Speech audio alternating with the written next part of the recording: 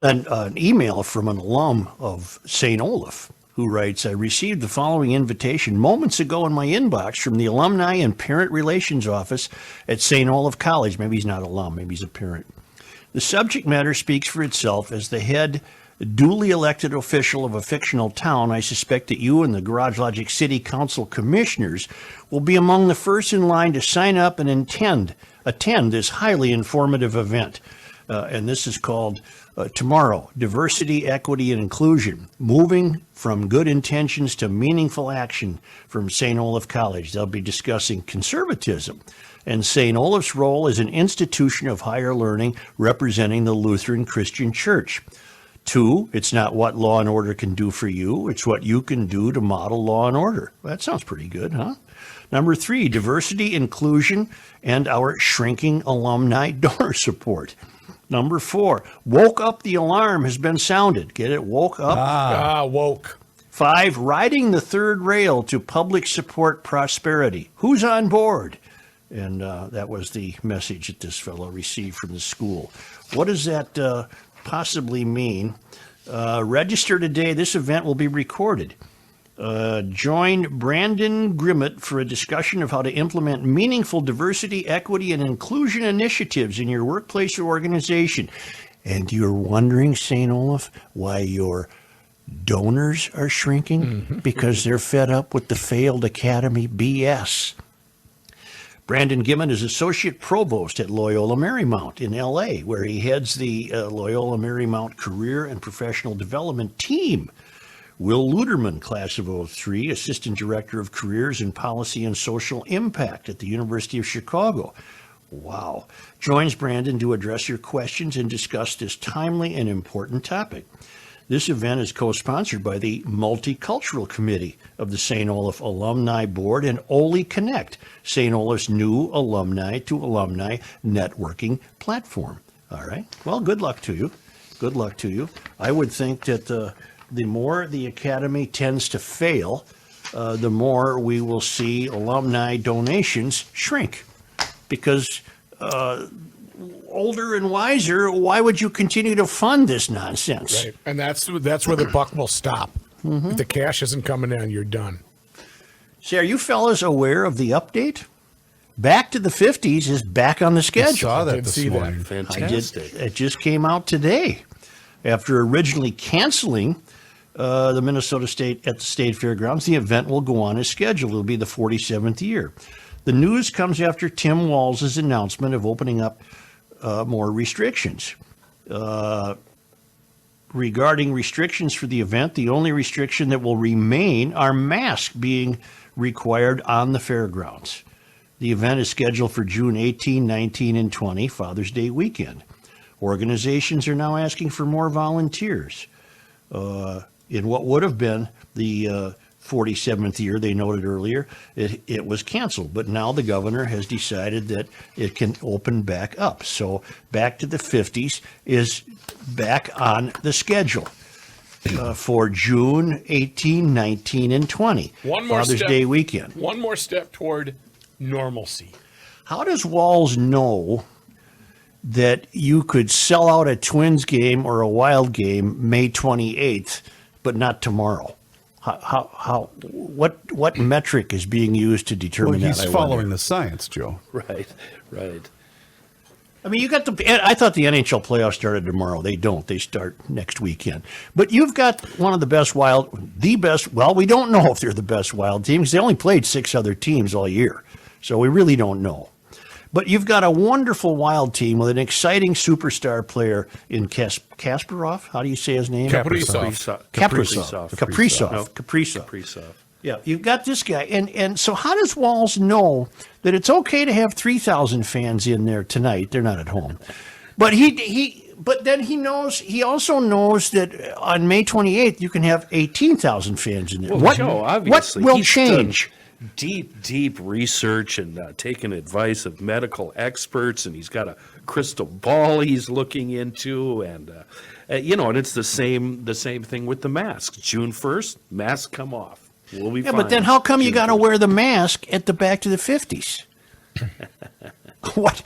CYA.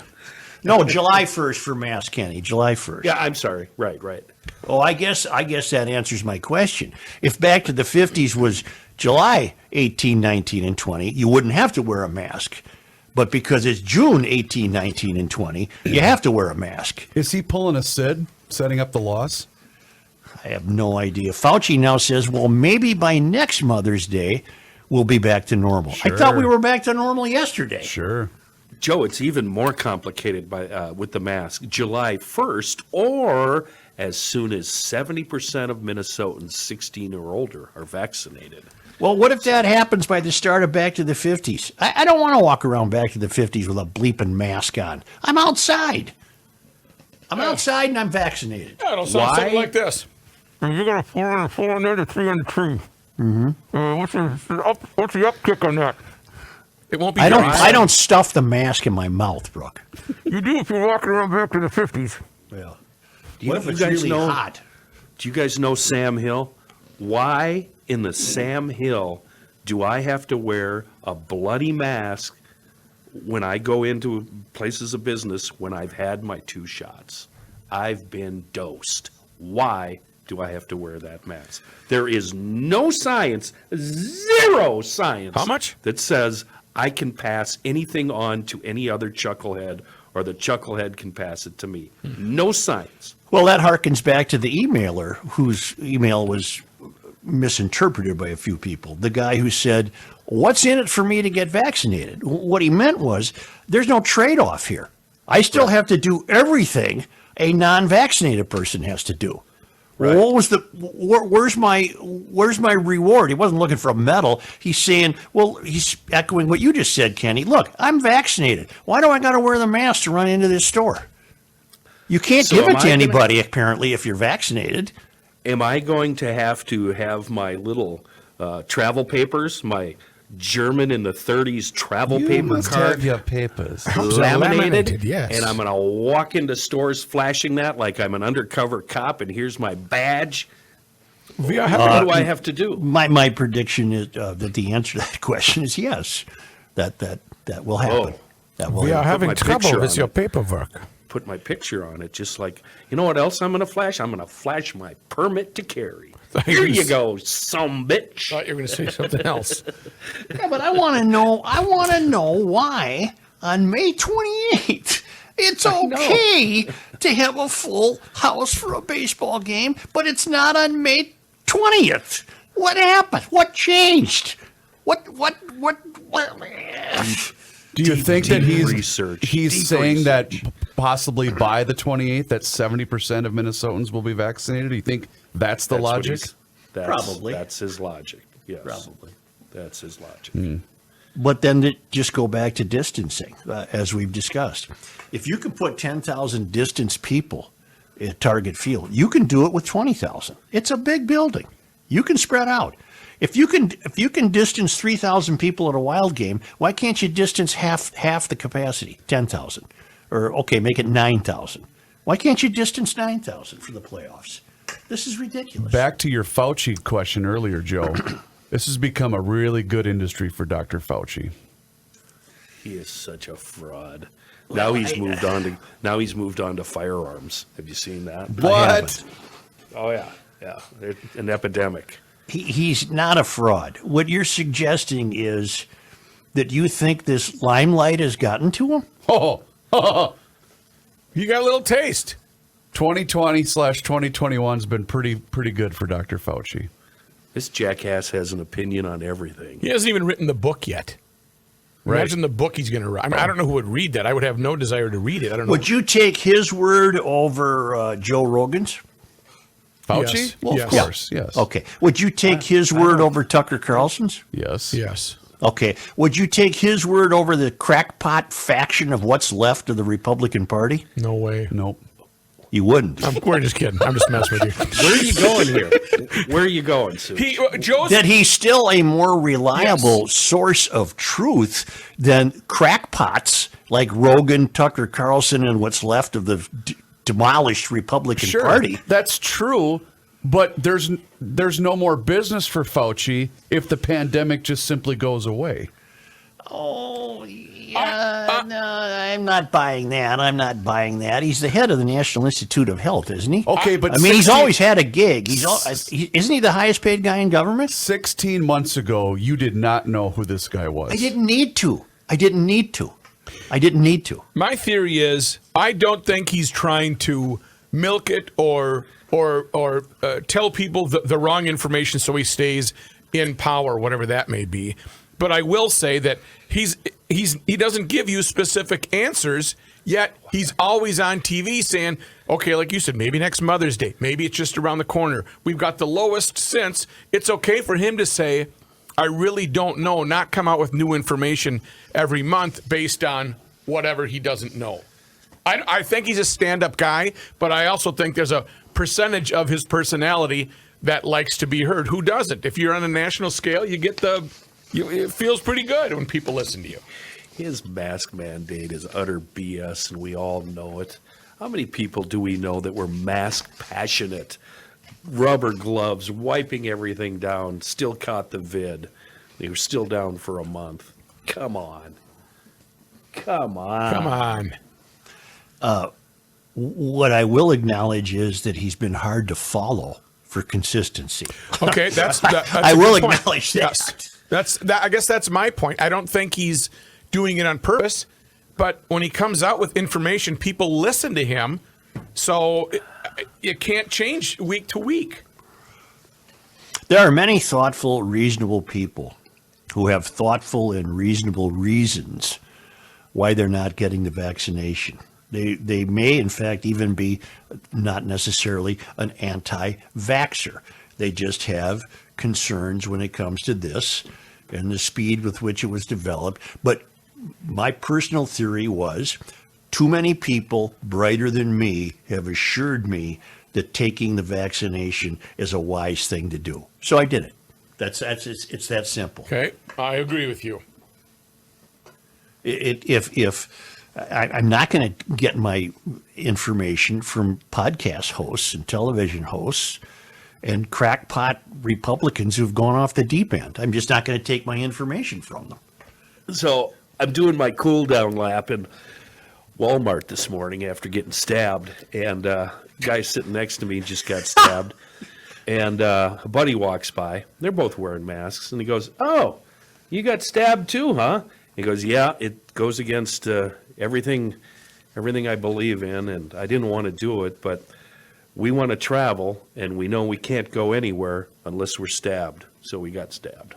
Mm-hmm. And both of them agreed, and that was the only reason that both of them got their shot. Because they want to travel. Yeah.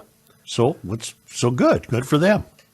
Yeah. So that was their price point of gas that you always use, Joe. Right. That was their That gas Joe price talks. point. Yeah. Yeah. Yep. I want to travel, so I've got to do this. This is what I have to do.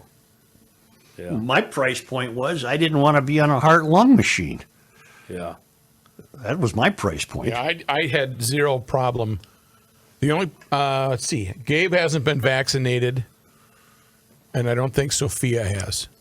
Everybody else in my family Even has the been. roommate, my roommate's got the she's had shot number 1, and she did because her sister caught the COVID, and she saw what her sister went through, and she said, "Nope." Was As her it sister turns mighty? out, Was her sister mighty ill? for a week or so, it was, Yeah. and her taste is coming back.